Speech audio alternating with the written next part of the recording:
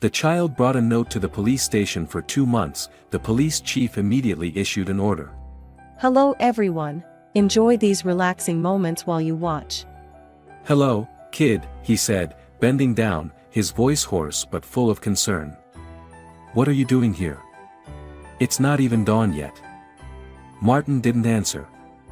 He simply opened his small hand, revealing an old piece of paper folded in quarters. Its edges were frayed, stained with a pale gray tint. The boy's hand trembled, whether from cold or fear, it wasn't clear. Raymond took the paper, curious. He unfolded it and squinted at the scribbled pencil writing. The handwriting was crooked, almost illegible. My. It began, followed by a tangle of lines and marks that could hardly be read. He chuckled softly. Did you write this? A school assignment, maybe? Goodness, coming all the way out here so early. Still, Martin said nothing. His eyes stayed fixed on the man, as if trying to say something but not knowing how to begin. You know, I've got a grandson about your age, Raymond said, folding the paper back up and handing it to the boy. Next time, bring it to your teacher, not the police. Go home now, don't make your parents worry. Martin stood still for a few seconds, then gave a small nod. He slowly turned around and walked away with the heavy gait of an old man. Raymond watched him go, shook his head, and went back inside the station. The next day, as the first light slid over the rooftops of the old buildings in downtown New York City, the police station gate creaked open once again. And Martin was standing there.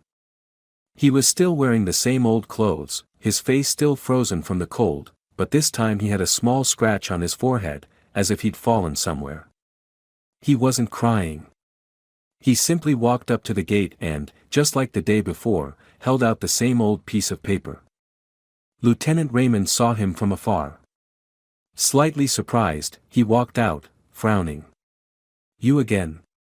What's your name, kid? The boy looked up. For the first time, he spoke. Martin. Martin? What's your last name? Silence. Where are your parents? Why do you keep coming here every morning? Martin gave no reply. He just held out the paper again. Raymond sighed and repeated the same motion as yesterday. He opened the paper, still the same meaningless scribbles. But something felt off. He felt like he was missing something, like there was a message, a cry for help buried deep within the childish scrawl. Where do you live? He asked one last time. The boy turned, took a few steps back, and ran off. It continued like this. Day after day. Week after week. Every morning, Martin came to the police station at the same time, with the same piece of paper.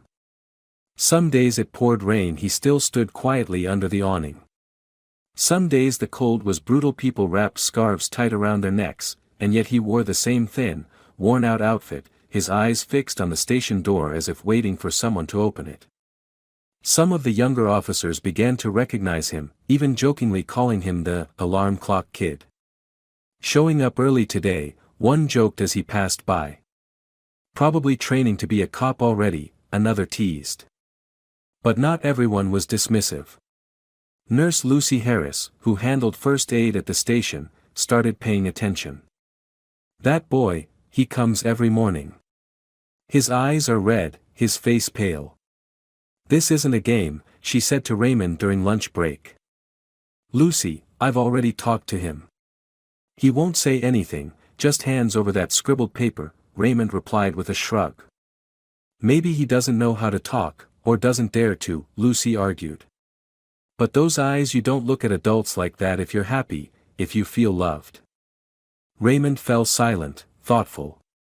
By the fourth week, late one night near midnight, the weather had turned brutally cold.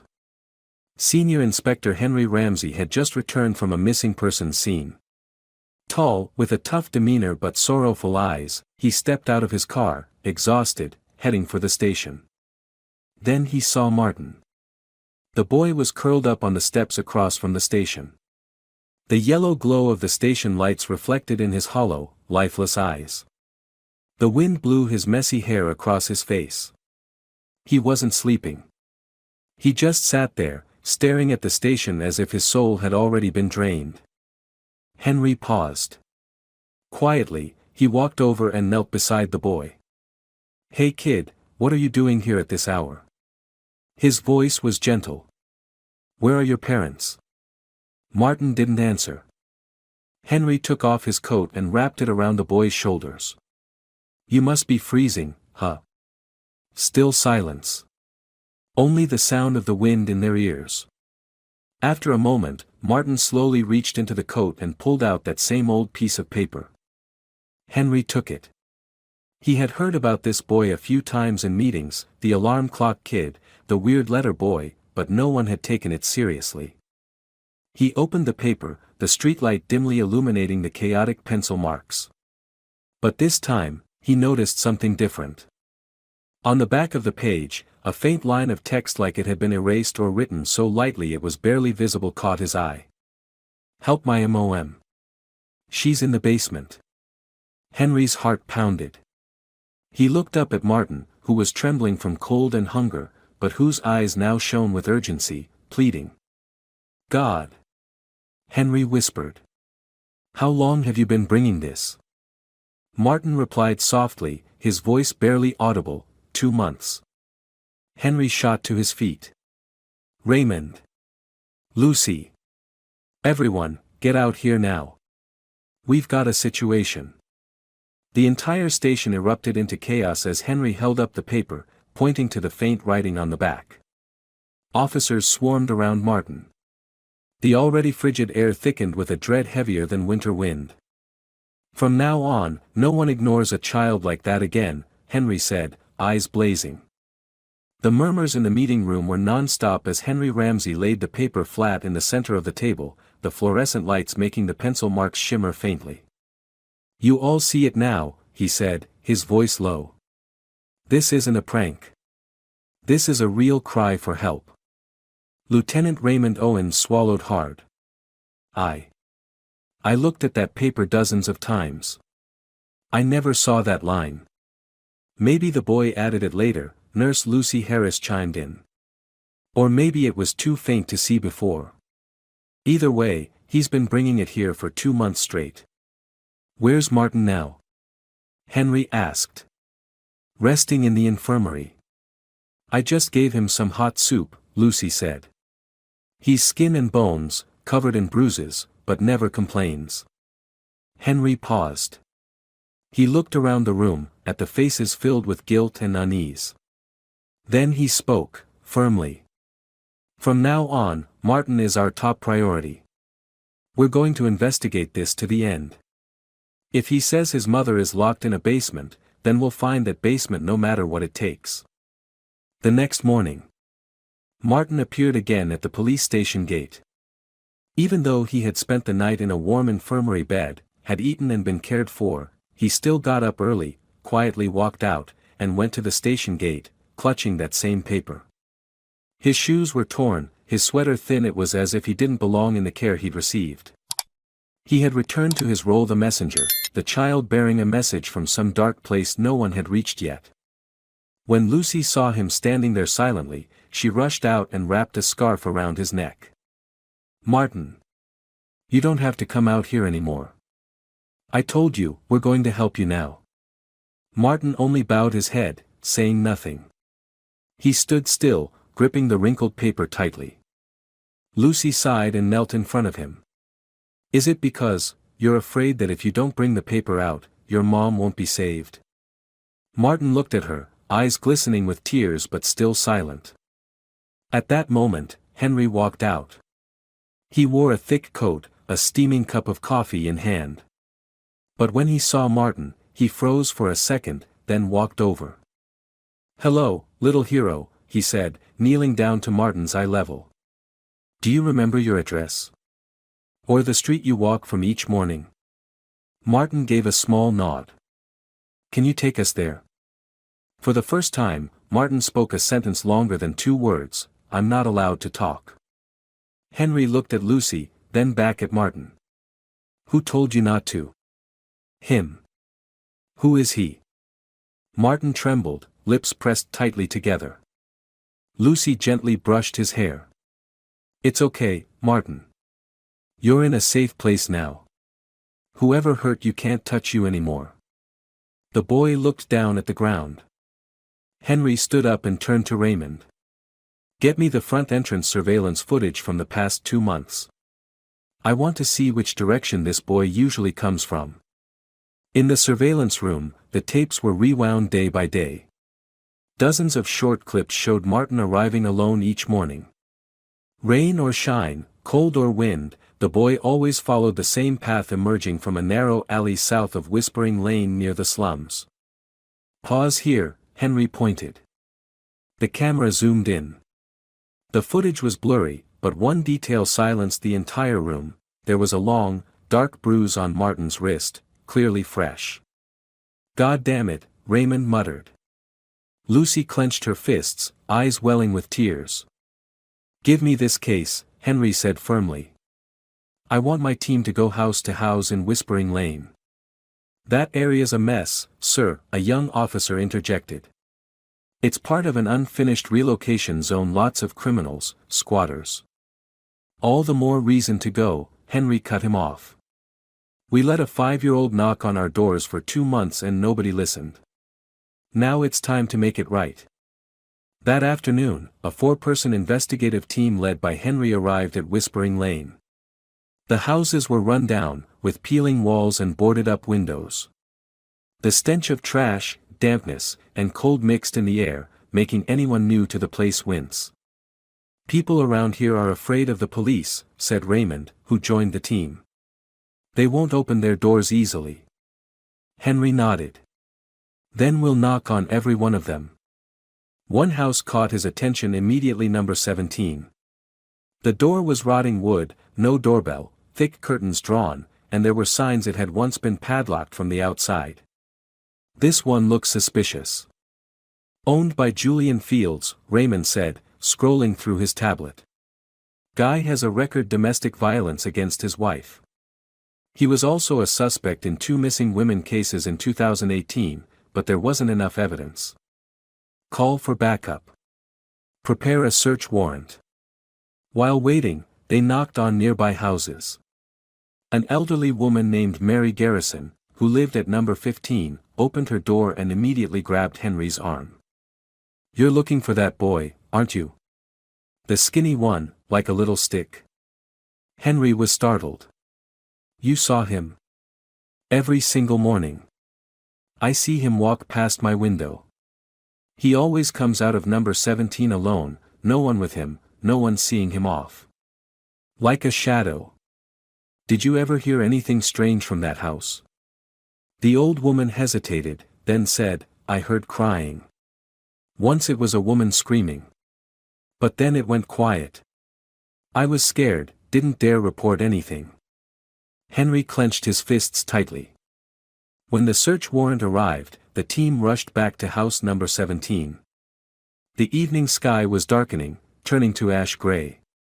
Number 17 stood still, like an abandoned husk, but no one believed its outer shell anymore. Julian Fields, this is the police. Raymond shouted, banging hard on the door. No answer. Break the lock. The chains snapped with a crack, and the door swung open. Inside, the stench was overwhelming. The air was thick and filthy. On the floor were tiny footprints, probably Martin's. On the table sat dirty dishes with moldy scraps. Search every room. A young officer named Evan Morris shouted from the kitchen, trapdoor under the floor. Henry rushed over.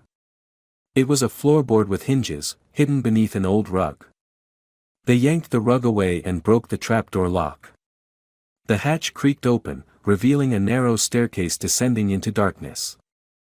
A wave of cold, foul-smelling air rose up from below like it came from hell. Henry pulled out a flashlight. Downstairs.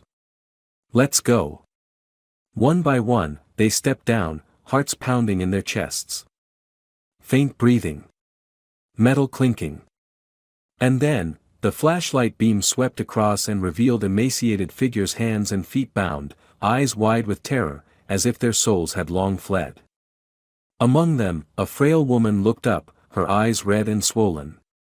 "Ellen," Henry whispered. Martin had been telling the truth. His mother and several others were here. The air in the basement was freezing and suffocating, as if every brick had soaked up blood and tears. Henry swung his flashlight in a slow arc. In the flickering light, 4 women came into full view. They were bound with wire to rusty iron bars fixed to the wall. Their faces were pale, eyes sunken from lack of sleep and nourishment. Their bodies were wrapped in filthy, torn cloth so filthy it was impossible to tell which marks were new wounds and which were old scars. "Ellen," Henry called softly. The frail woman in the corner cracked open her eyes. When the light hit her, she instinctively shut them, then slowly opened them again. "Where's Martin?" she murmured. Henry's throat tightened. He knelt beside her, urgently untying her bindings. "Martin's safe now. Your boy brought us here. Because of him, we found you." Ellen said nothing, tears silently streaming down her bony cheeks. A female officer named Sophia Newton rushed over, helping Henry free the next woman. "We need ambulances," Henry shouted. "Call the medics now. This basement has no oxygen, no food, no water." Raymond came running down the stairs, carrying a water bottle and some energy bars. "Dear God! I can't believe this." A woman named Lisa Morris, her long hair matted in clumps, spoke with a shaky voice. "That bastard, he kept us here, 12 days, no light, no way out." Ellen repeated her question, like someone sleepwalking. "Martin, where is he?" "The boy is being cared for. He's safe. He's the bravest little hero I've ever met," Henry said, his voice hoarse with emotion. As the victims were brought out of the basement, the flashing lights of ambulances and police cars lit up a whole corner of Whispering Lane. Residents trickled outside, their faces full of shock, disbelief, and heavy silence. Lucy Harris, the station nurse, froze the moment she saw Ellen. She ran forward and hugged the woman tightly, as if reuniting with a long-lost sister. "Ellen. I'm Lucy, nurse from the Central Precinct. You're safe now. Your son, he's waiting for you." Ellen no longer had the strength to reply, but tears kept pouring from her eyes. Martin stood huddled inside an ambulance, wrapped in a warm blanket. But when he saw his mother being wheeled out on a stretcher, he immediately bolted out. "Mom." The scream froze everyone. Ellen turned her head, her body trembling.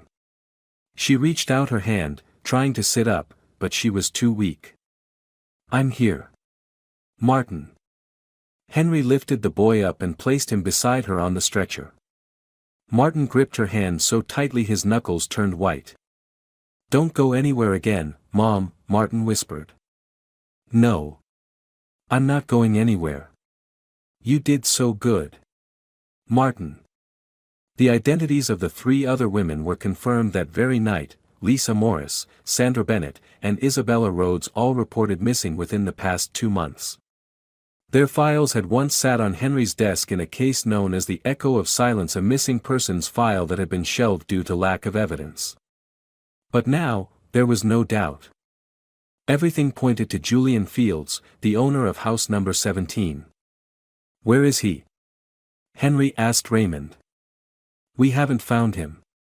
The house was empty. He might have slipped out when he heard the commotion." Henry growled. He couldn't have gone far. "Lock down the entire area. Set up checkpoints. Search every vehicle going in and out." Near dawn the next day, as the police expanded their search to the old, long-abandoned cemetery to the east, they found footprints leading into an old warehouse. "Someone's inside," an officer said, pointing at the fresh tracks on the damp ground. The tactical team surrounded the building. When the warehouse door was forced open, a figure bolted out. He swung a knife wildly, screaming, "You can't save them all." He stabbed at the air erratically, but was quickly taken down by a blow from behind delivered by Evan Morris. Handcuffs snapped around his wrists. "Julian Fields," Henry said, stepping forward. "You're under arrest for kidnapping, torture, assault, and suspected involvement in human trafficking." Julian's hair was wild, his face scratched, but he let out a twisted smirk that sent chills through everyone present. "You think those women are all there is?" he muttered. "They're just the tip of the iceberg." Henry clenched his fists. "What do you mean?" Julian grinned, his eyes glowing like a cornered animal. "There's more. Underneath New York City, there are hundreds of basement doors. You've only opened one." Raymond paled. "Is he telling the truth?" "It might be a bluff, but it might not," Henry said, eyes locked on the criminal. "We need to reopen everything." Julian was dragged away, still shouting. Just before being pushed into the police cruiser, he turned and hissed. "You'll never save them all." Back at the station, the atmosphere had completely changed. Julian's words haunted everyone. No one joked about Martin anymore. On the contrary, the boy was now seen as the central figure in the entire case. Lucy stroked Martin's hair as he quietly ate warm porridge in the infirmary. "You know, if it weren't for you, your mom might have never been found." Martin said nothing. He kept his head down, his hand trembling as he held the spoon. "Were you scared?" Lucy asked softly. He nodded. "I was really scared. But Mom said if I didn't do anything, no one would come." Raymond entered and placed a toy box on the table. "For the bravest little guy." Martin looked at the toy car box, then lifted his eyes, a small glimmer of light returning to them. "No one's going to hurt you again," Raymond said, his voice unusually serious. "You did something most adults wouldn't have had the courage to do." Henry sat in his office, looking at a board covered in photos, maps, and suspected locations. He knew this case was just the beginning. He called for an emergency meeting. "Based on Julian's statement, we need to widen our investigation. We can't rule out the existence of an underground trafficking ring beneath the city. We need to coordinate with city police, the Federal Investigation Unit, and humanitarian organizations." Sophia nodded. "I'll process all missing persons data from the past 5 years. We might have missed something." "Form a task force," Henry said.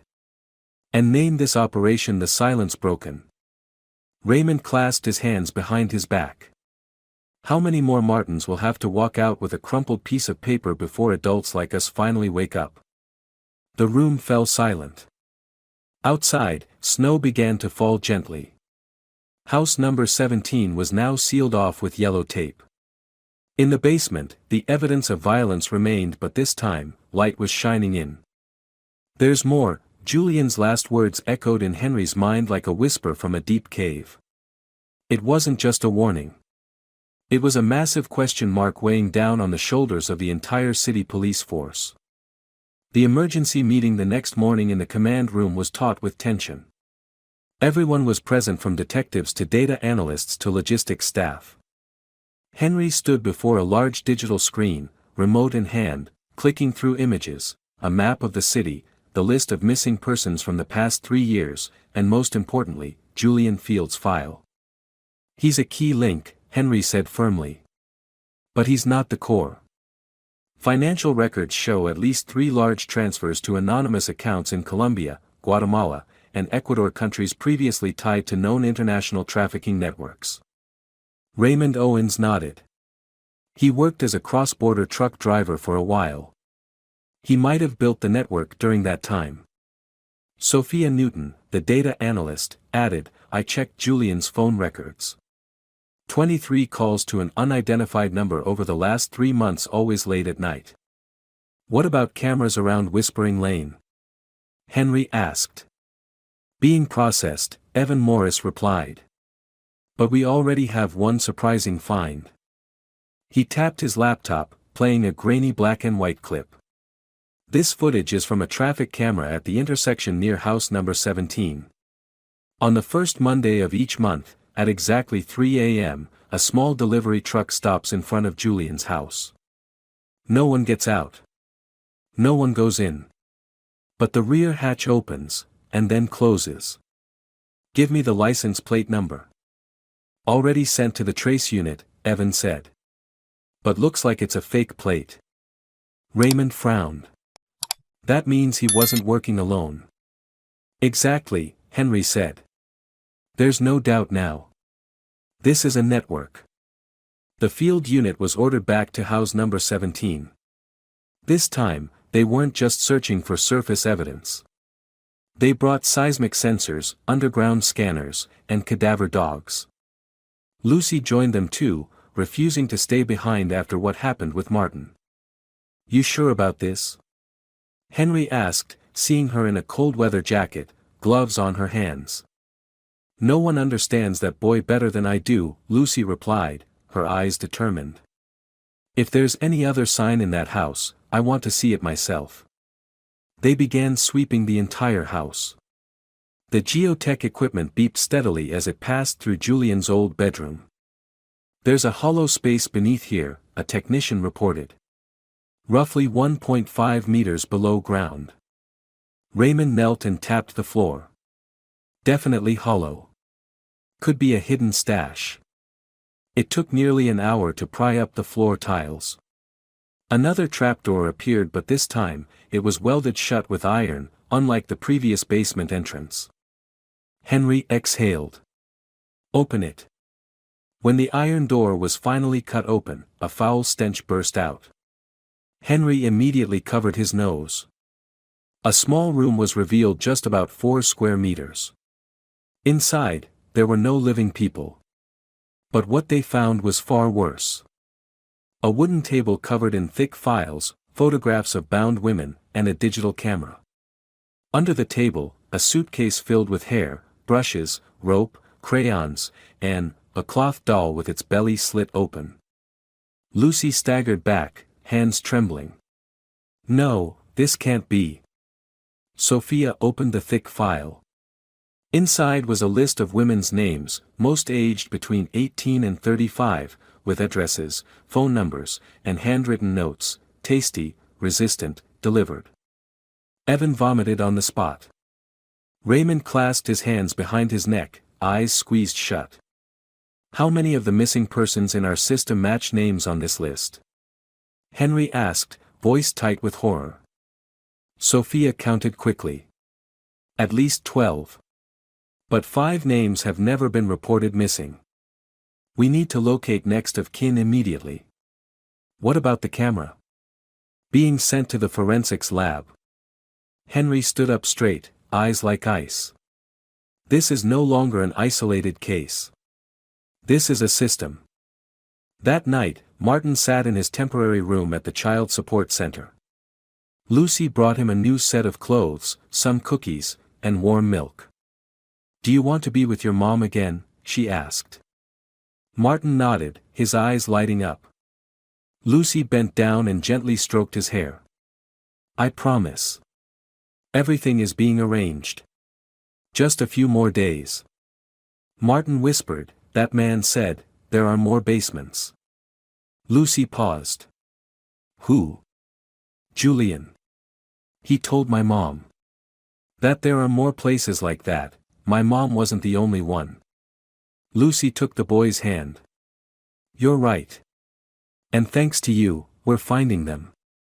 At the police station, the data analysis team worked through the night. From the photos recovered from the digital camera found in the secret basement, they built a connection map, 3 other hotspots in the city potentially used to hold victims. "There's an abandoned house in Harlem that Julian once rented under a fake name," Evan reported. "There's also a warehouse in South Bronx that's been paid for monthly in cash from an account under the name Logan Archer, someone with ties to a South American criminal network," Sophia added. Raymond frowned. "We need to confirm the 3rd location." "It's an old factory near the Hunts Point subway station," Henry said. "No registered owner since 2015, but recent signs show activity there." "Prepare to raid," he ordered. Not another minute wasted. All three locations were simultaneously locked down at 3 a.m. the next morning. Amid sirens, flashing lights, and the thunder of boots, New York City witnessed for the first time in years a large-scale assault on one of the most brutal human trafficking networks. At the abandoned factory near Hunts Point, when the SWAT team broke down the door, a wave of stench hit them. In an underground room, they found two women bound, mouths gagged, limbs bruised and swollen. "They're alive," an officer shouted. "Get ambulances here." At the South Bronx warehouse, no one was found, but hundreds of videotapes were discovered, recordings of victims being tortured. At the Harlem house, police unearthed a mass grave containing the decomposing remains of 3 women. The next morning, the entire city was in shock. News flooded every channel and platform. A bold headline flashed across RTV's news feed. 5-year-old boy breaks human trafficking ring in New York City. Beneath it, a photo of Martin in a beige wool coat, standing at the police station gate, his eyes steady and heartbreakingly sad. Henry watched the report, eyes red. He turned to Raymond and said solemnly, "We're not stopping. Not until no one else like Ellen is locked in a basement. And no more children have to knock on our doors to be heard." 3 a.m. The tactical team split into 3 units and surrounded an old estate on the outskirts of New York City, located near the edge of Sleepy Hollow. This site had just been confirmed as a possible underground operation hub based on tracking devices found in Julian Field's personal belongings. In the dark, dozens of officers in bulletproof vests, helmets, and armed to the teeth moved like shadows. Armored vehicles kept their lights off, communicating only through short radio bursts. "Confirmed, the house has electricity. There are signs of activity inside," Raymond Owens whispered into the radio, hidden behind a large tree 30 meters from the gate. "Everyone ready?" Henry's voice came through the main command channel. "Ready," came 3 simultaneous replies. "Execute." The large iron gate was rammed open by an armored truck. The thunderous noise tore through the silent night. "Police! Get on the ground. Hands on your head." Evan Morris shouted, flashlight beams sweeping through the house. The dark home lit up as the tactical team entered. From inside came loud noises, footsteps running, doors slamming, someone yelling, "Run! It's the cops!" Henry led the main team, kicking down the front door and stepping into a chaotic living room. The stench of cigarettes, mildew, and blood filled the air. Faint blood smears stained the floor. Furniture lay overturned. The walls were covered with scribbled notes, names, times, codes. "Check every room." Raymond kicked open a ground-floor bedroom door. A man trying to jump out the window was immediately subdued. "Don't move. Police," he yelled. Sophia and Lucy, with the logistics team, found 3 large plastic bags in the kitchen filled with canned food, bottled water, and towels identical to supplies found in Julian's original basement. "Everyone, come here," Lucy called out. Henry entered. His eyes scanned the room and stopped at a wooden table slightly askew. Beneath it was a thick rug, under which floorboards appeared to bulge. "Under the floor," he said quietly. Without a word, Raymond bent down and peeled back the rug. A metal trapdoor came into view. "We'll need to break the lock," Evan said. "Old mechanical lock. Solid." "Use the cutter," Henry nodded. Within minutes, the sound of grinding steel echoed, smoke rising along with a foul smell from below. Sophia recoiled, covering her mouth. "Oh my God, what is that down there?" Raymond shone his flashlight inside. A small wooden staircase, dusty and rotten, led down into a deep darkness. "I'm going first," Henry said, drawing his gun and resting the flashlight on his shoulder. "Wait, I'm going too," Lucy said, grabbing his shoulder. "We need a medic down there." He looked at her and nodded. They descended step by step, the wooden stairs creaking beneath their feet. The air grew heavier, drier, thicker. At the bottom was a larger-than-expected basement about 20 square meters with a low ceiling and old concrete walls. And there, against the wall, stood 4 iron cages like giant dog kennels. Inside them, were people. Faint groaning sounds. Emaciated bodies curled up, bound at the wrists and ankles. Their eyes opened but did not react to the light as if they hadn't seen it in a long time. Lucy rushed forward. "I'm a nurse. Can you hear me? I'm here to help." One woman burst into tears, trembling. "Help, please." Henry broke the locks. Evan and Raymond followed, helping to pull each person out. From the back of the basement, Sophia shouted, "I found another small door. I hear crying inside." They forced the door open.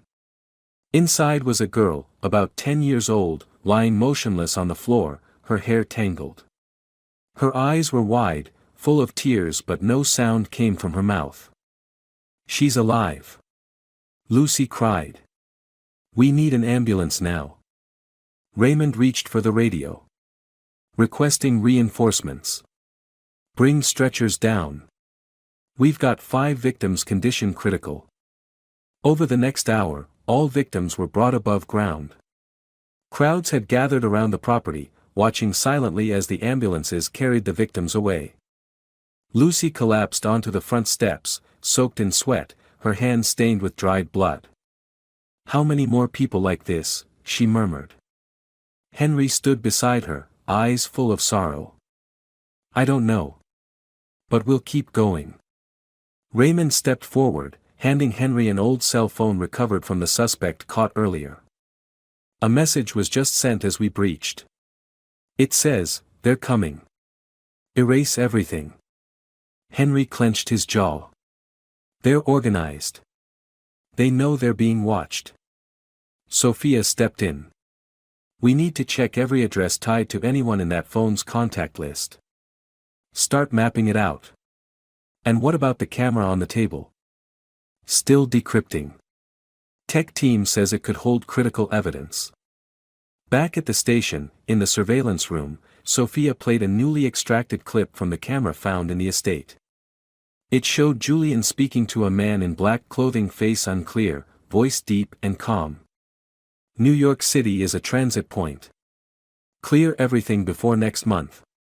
Police are starting to dig around. And the boy? Just a useless brat. But he might reveal more than I thought." The video clip ended. Raymond exhaled. Martin, it wasn't random. He knew the boy was still alive. Henry clenched his fists. He misjudged. That boy isn't useless. He just brought down this entire network. At the care center, Martin was sitting quietly, coloring. In front of him was a drawing of a house with windows, a son, and a woman hugging a child. He held a yellow crayon, carefully coloring in the sun. Lucy entered and gently sat beside him. "What are you drawing, Martin?" "A new house. With my mom in it." "You like the color yellow?" "It's the sun. There wasn't any sun in the basement. There is here." Lucy looked at the boy, her eyes brimming with tears. "I promise I'll make sure you always live in the sunlight." At that same moment, Henry was writing up the case report. On his desk sat a folder labeled, "Martin Gardner, now classified under key informant, no longer unaccompanied minor." He looked out the window as the first sunlight of the day fell on the old buildings of New York City. And he knew, the real battle had just begun. Julian Fields was being transported to a secure holding facility under heavy special forces surveillance. The criminal didn't resist. In fact, he walked calmly, even smiled. That smile, cold and defiant, sent shivers down the spines of multiple officers. Around his wrists, a pair of steel cuffs gleamed under the lights. Despite his hands being bound and his knees scraped from being tackled during the escape, he held himself with a smug arrogance, as if he were the one pulling all the strings. Raymond gripped the steering wheel of the transport vehicle, watching Julian through the rearview mirror. "Sit still. Say one wrong word, and I'll have you swallowing ice until dawn. Julian laughed. I've swallowed worse things, Lieutenant Owens. But I don't plan on saying the wrong thing. Then keep your mouth shut. Julian tilted his head, resting it against the side of the van. I just find it amusing. Raymond frowned. What's so funny? That kid, that Martin. You think he's a hero? He's just a fly that landed in the web. Only thing is, he clicked his tongue, that little fly tangled up the whole thing. Not bad. Raymond gritted his teeth, hands tightening on the wheel. But Julian kept talking. You think arresting me ends this? I'm just a branch. The real rats, the leaders, are still crawling underground. They haven't even noticed you yet. Shut up. You don't want to know more. Julian leaned forward, eyes gleaming. I could tell you. I have a good memory. I remember every girl who screamed, every punch, every cry. Raymond turned sharply, jabbing a finger into Julian's forehead. You're only humiliating yourself. Julian chuckled. If that's what helps you sleep. In the interrogation room, Julian was handcuffed to a steel chair. A two-way mirror reflected the stark white overhead light. The room held only a table, 2 chairs, and a thick case file. Henry entered, not in uniform. He wore a white shirt with the sleeves rolled up. His face bore the exhaustion and barely restrained fury of many sleepless nights. We meet again, Julian grinned, lifting his cuffed hands. I like that you didn't bring paperwork. That means we're about to talk real. Henry sat down, opened the file, and said nothing. He pulled out photo after photo, victims, wounds, notes gathered from the estate and various basements. It's all real. And I don't think your little game will last much longer. Julian looked at the pictures, nodding slowly. Nice shots. I know each one. I remember their names, their hair, how they breathed. Want me to tell you? Henry slammed the table, his eyes burning red. Shut your mouth. Julian laughed until Henry laid down the last photo, a 10-year-old girl, the one found in the final hidden basement in Torrejon. Her name is Anna. Know whose daughter she is? A social worker's. The woman you tricked into bringing her to a fake interview. She's now in a psychiatric hospital because she lost her child. Henry leaned forward, voice low and cold. Now I ask you, how many basements? Julian closed his eyes. At least 14. From behind the two-way mirror, Raymond shot to his feet. God damn it. Henry struggled to stay calm. Where? Julian smiled. I don't know. We operate on tiers. Each person knows 3, maybe 4. Like a web. Cut off one thread, 3 more grow. Then who's at the center of the web? Julian lowered his head, closing his eyes. I can tell you. But not for free. Henry smirked. You think you're negotiating? Julian opened his eyes. I want to live. I give you the name, you protect me. Henry stood. Think it over. You have one night. Lucy sat in the infirmary office at the support center, reading the medical files of the newly rescued victims. The data was haunting: severe malnutrition, PTSD, high risk of memory loss. Some didn't even recognize their families when reunited. Martin sat in a corner, coloring as usual. But today, his strokes were uneven, trembling. Martin? Lucy called gently. He didn't answer. She walked over and looked at his drawing. He was sketching a basement with a trapdoor. And someone tied up inside. You're remembering something? She asked softly.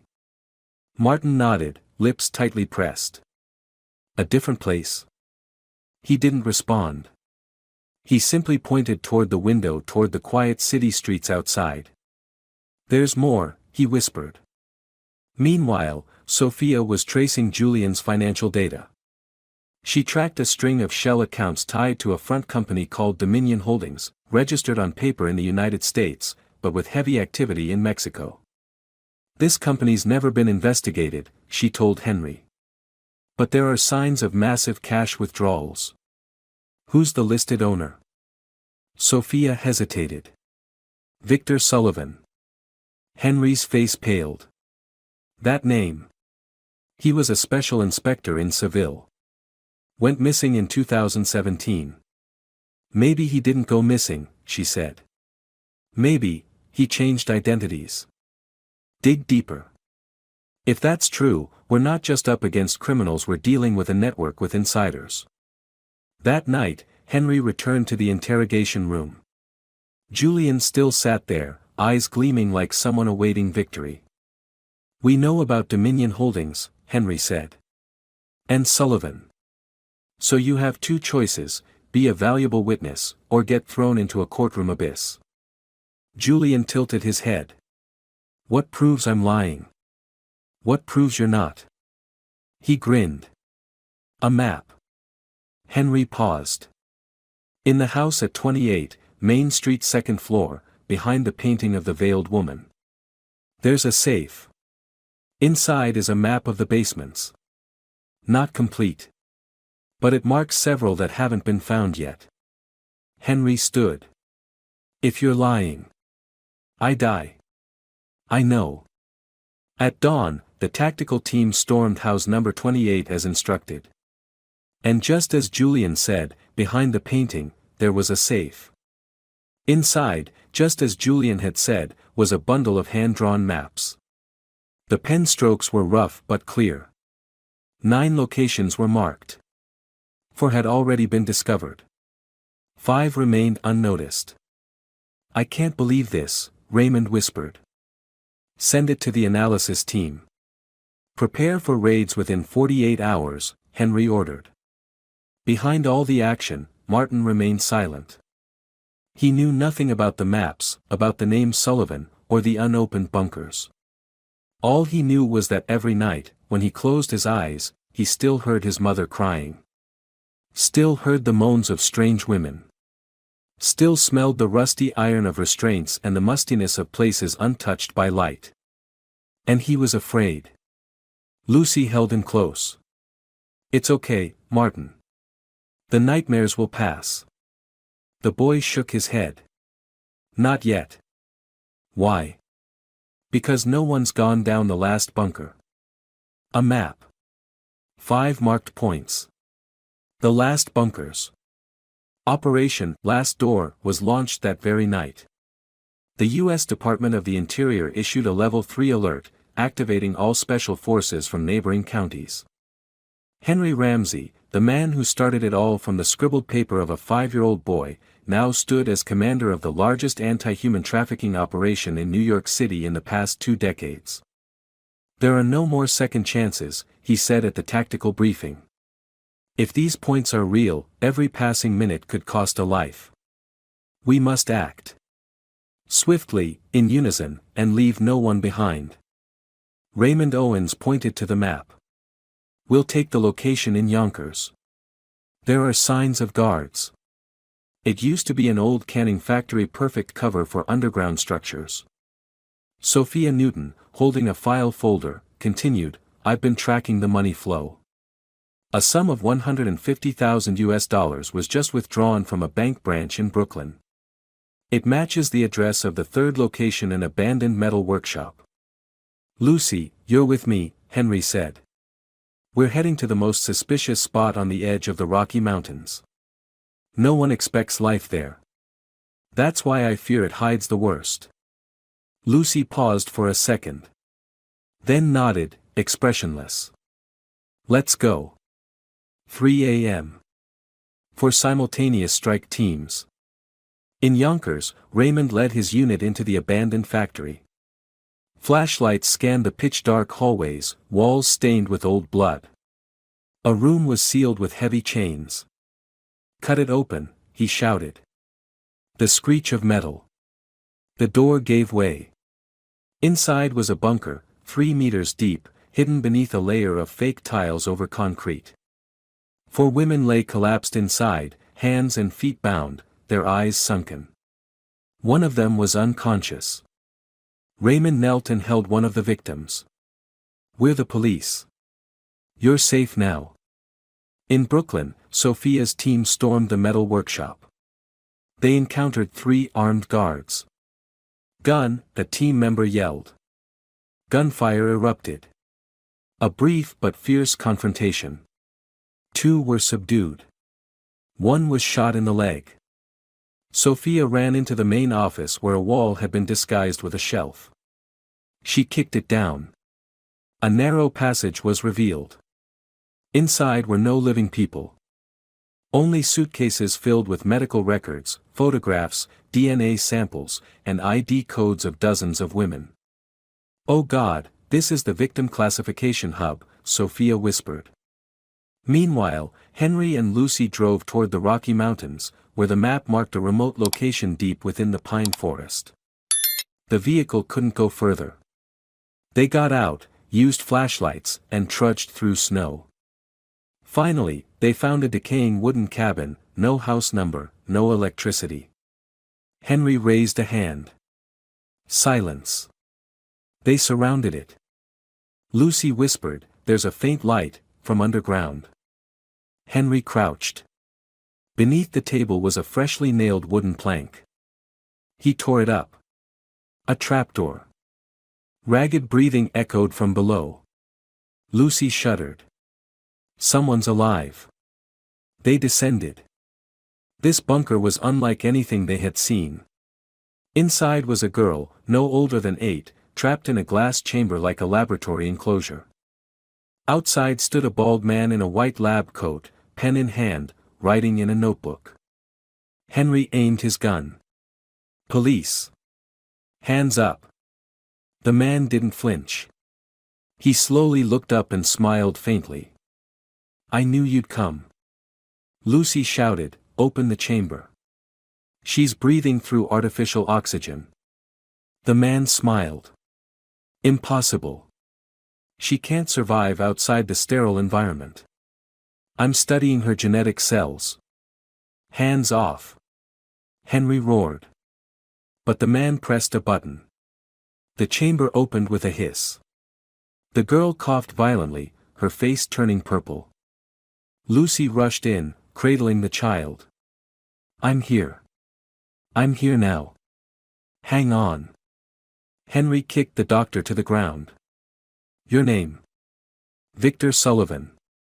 Henry clenched his fist. "Good. I finally meet you again."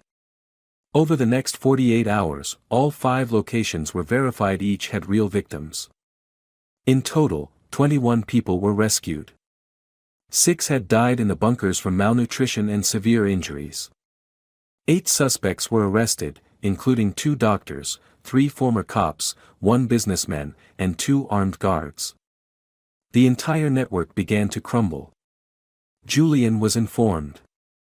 "We found Sullivan," Henry said through the glass wall of the detention room. Julian leaned back and laughed. "Someone else will just take his place." Raymond stepped forward. "You're wrong. No one replaces an organization when an entire city wakes up. We're not closing our eyes anymore." Julian looked at them, and for the first time, fear flickered in his eyes. For the first time. On national television, the RTVE anchor's voice trembled as she read the report. A coordinated operation, lasting 72 hours, led by New York City police in cooperation with Interpol, has rescued 21 women and children from the most sophisticated human trafficking network in the Americas. It all began with a 5-year-old boy named Martin Gardner, who persistently brought a handwritten plea to the police station for 2 straight months. Henry watched the broadcast from his office, holding a cup of cold coffee. Lucy walked in and placed a photo on the desk. It was Martin sitting beside his mother, his arms wrapped around her neck, a faint smile on his lips. "That boy saved a whole city," Lucy said. "No," Henry replied, eyes fixed on the photo. "That boy saved the entire system of belief." Outside the support center, Martin sat on a stone bench, watching the sunset. Beside him was Ellen, his mother, still weak but somewhat recovered. "Where will we go, Mom?" "To a place with sunshine. With a home. With a school. I won't let anyone lock you up again." Ellen gripped her son's hand tightly, silent tears falling. "And I won't let anyone hurt you again." They sat in silence. But the air had changed. This was no longer darkness. It was dawn. Morning in New York City. The sun rose brightly after days of gloom. The first rays of light poured through the window of the city medical center, where Ellen lay in hospital room 203, surrounded by flowers, thank you cards, and an almost suffocating silence. But today, no one stayed silent anymore.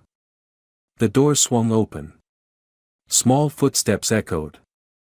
"Ellen," Lucy's voice was soft. Ellen turned her head. Her vision blurred for a moment, but when she saw the little boy standing behind Lucy holding a small bouquet, eyes timid yet shining, she jumped up. "Martin." "Mom." The boy shot into his mother's arms like an arrow. His tiny arms wrapped tightly around Ellen's frail body. She broke into tears, not of pain, but of release. "My baby, you're alive, you're really alive."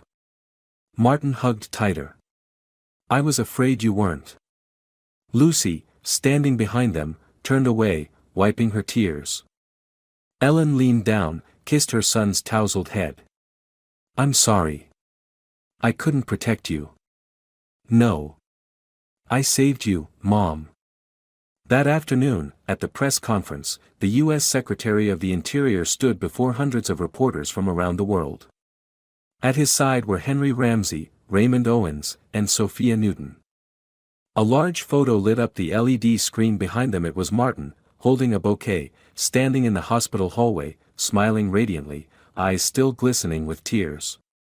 "We officially declare, the largest human trafficking ring in the United States over the past 2 decades has been dismantled. A total of 29 arrests were made, 23 victims rescued, including 8 children. And it all started with a little boy who showed up at the police station every day for 2 months, carrying a piece of paper that read, 'Save my mom. She's in the basement.'" The room fell silent. Henry stepped up to the podium, his voice deep and steady. "In my entire career, I have never seen courage like this." While adults turned away and doubted, a 5-year-old boy kept knocking on the door of hope. He is the smallest hero, but his heart is bigger than any of ours. That evening, at Times Square, the city held a small ceremony to honor the police task force and the person who played the most vital role, Martin. National broadcaster RTV aired the event live. On stage, a small chair sat at the center. Henry bent down and held the mic. "Martin, would you like to say something?" The boy looked around, hesitated, then softly spoke into the microphone. I just wanted to save my mom. I didn't know what else to do. I was really scared, but if I didn't go, then who would?" The whole square erupted in applause.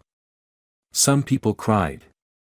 Someone shouted, "So brave, Martin." The secretary presented Martin with a small medal of honor, engraved with the words, "A heart bigger than the world." Meanwhile, in a high-security cell at Rikers Island, Julian Fields sat in silence, his wrists bound tightly in steel cuffs. The guard knocked. "Transfer order." "To where?" Julian rasped. "ADX Florence. Solitary. No letters. No visits. For life." Julian gave a dry laugh. "Are those kids crying now?" The guard stared at him, then replied coldly, "No. But people are cursing the name Julian for 10 generations to come." He was escorted out. No lights. No noise. No longer at the center of any network. Just a walking corpse buried under society's contempt. The next day, Sophia walked into Henry's office with a folder in hand. "We have 17 victims still unidentified. Henry looked up. Interpol notified? Yes.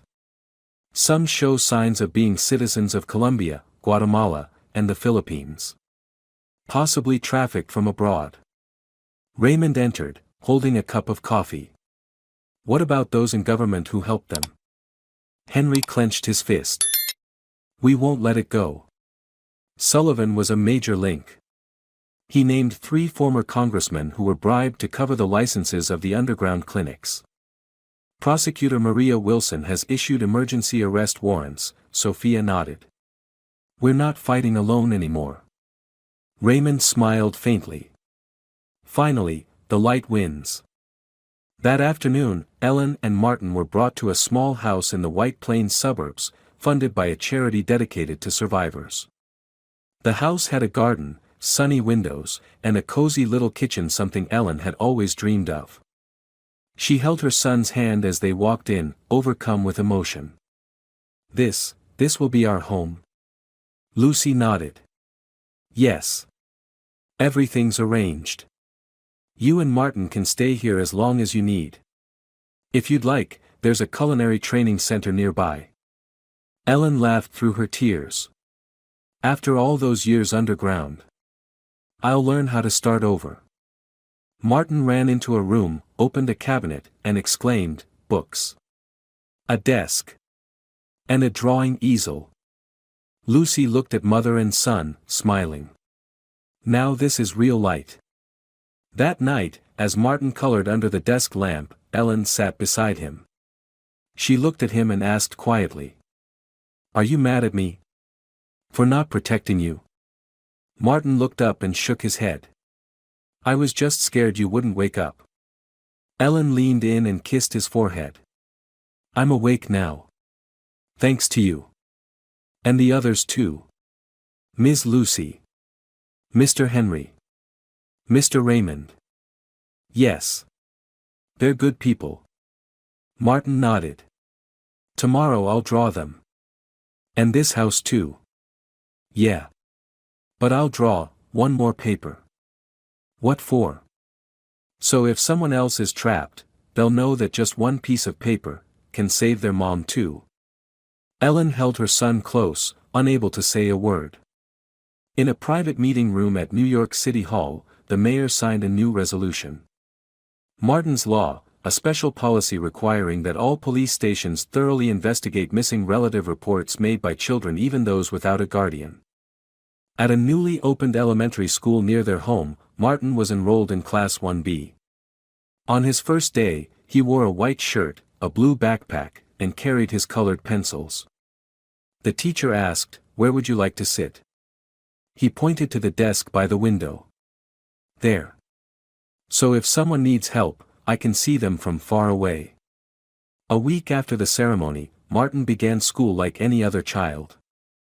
But to the world, he wasn't just a first grader. He was a living symbol of courage, a reminder that the persistence and heart of one child could accomplish what an entire system once ignored. That morning, Ms. Valerie Robbins, teacher of Class 1B, entered with a gentle smile. In her hand was a brand new box of crayons, which she placed in front of Martin's desk. We have a special friend today, she said, her eyes resting on the boy by the window. Martin will be our group art leader this week. Let's learn from him, not just because he's brave, but because he listens when others are silent. Martin smiled softly and nodded. He didn't like being called a hero. He just wanted his mom to be safe. And for no one else to ever live in the dark again. During recess, a boy named Matthew came over and whispered, "Is it true you once saved your mom from a bad place?" Martin replied softly, "No. I just gave the paper. The police were the ones who saved her. But you didn't give up, right?" Martin looked out at the schoolyard. "Because I knew my mom was still alive. And if I didn't do anything, she would be forgotten." Matthew nodded. "I won't forget your mom either." At the same time, at the Central Court headquarters, the trial of the defendants in the human trafficking ring officially began. It was the largest trial for an international organized crime network in the United States since 2008. In the courtroom, a long list of names was called: Julian Fields, Victor Sullivan, Logan Archer, and many accomplices. They all stood before the judge as the press and public murmured. Prosecutor Maria Wilson, who had dedicated her entire career to fighting abuse and trafficking, stood up to speak. "We are not only prosecuting a crime. We are prosecuting a system. A system that believed it could bury women underground, erase their names from society, and silence the truth with money and power." She looked directly at Julian, her eyes ablaze. But then a 5-year-old boy with nothing but a piece of paper shattered everything. Not with guns. Not with money. But with love. Raymond sat in the front row, clutching the case files. Henry sat beside him, deep in thought. Lucy was there too, sitting next to Ellen and Martin. When the name Julian was called, Ellen trembled, but Martin grasped her hand, his gaze strangely calm. "Aren't you scared anymore?" Ellen whispered. Martin replied, "I just want him to hear you tell it." As planned, Ellen was called to the witness stand. She stepped up, hands slightly trembling, but her voice clear. "My name is Ellen Gardner. I was kept in Julian's basement for over 2 months. During that time, I heard screams, cries, chains. I knew there were many others like me. But I didn't know that my son, a 5-year-old boy, was going out alone every day, just to deliver a piece of paper to the police." She turned to face the defendants. "You thought you had silenced me. But it was you who awakened the strongest voice, my son's. And today, I don't have to hide anymore." The courtroom fell silent. Julian lowered his head for the first time since his arrest. Sullivan kept a cold expression, but a twitch showed at the corner of his eye. Lucy wiped her tears. Henry nodded quietly. After 3 weeks of trial, the verdict was read. Julian Fields, life imprisonment without parole. Victor Sullivan, 40 years in prison, all titles revoked, assets seized. Logan Archer, 28 years in prison. And multiple additional sentences for other accomplices. Outside the courthouse, hundreds applauded as the verdict was announced. Not out of revenge, but because justice had finally spoken. Raymond said to Henry, "They're finally afraid of a child." Henry nodded. "And we've learned how to listen again." A week after the sentencing, a special exhibition was held in a small square near Ellen's new home. It was organized by the city and titled, "Martin's Letter." The exhibit displayed a replica of the original note Martin had brought to the police station with its crude but powerful scrawl, "Save my mom. She's in the basement." Next to it were drawings by students about bravery, light, and hope. A 9-year-old girl named Ella said at the opening, "I drew Martin and his mom. Because I believe if you believe in someone long enough, miracles will happen." Martin didn't say much during the event. But when he walked on stage with his mother, he bowed, then looked up at the crowd. "I just want to say one thing," he said quietly. "Don't think people don't hear you just because you're small. I spoke, and my mom heard me." The entire hall stood up. Applause. Tears. And hope. That night, Lucy, Raymond, Henry, and Sophia had dinner with Ellen and Martin. After everything, they felt like family. Raymond raised his glass. "To the light even when we have to pass through the darkest basements." Lucy laughed, "And to the only boy who made the whole police system wake up." Martin, sitting beside his mom, placed a fried egg on his plate. "Also to breakfast. Mom promised eggs today." Ellen beamed. "And I kept my promise." A few months later, the book, The Old Paper, Martin's Story, was published by the national press. On the cover was a drawing of a little boy standing at the gates of a police station, holding a piece of paper. The book was added to the elementary school curriculum.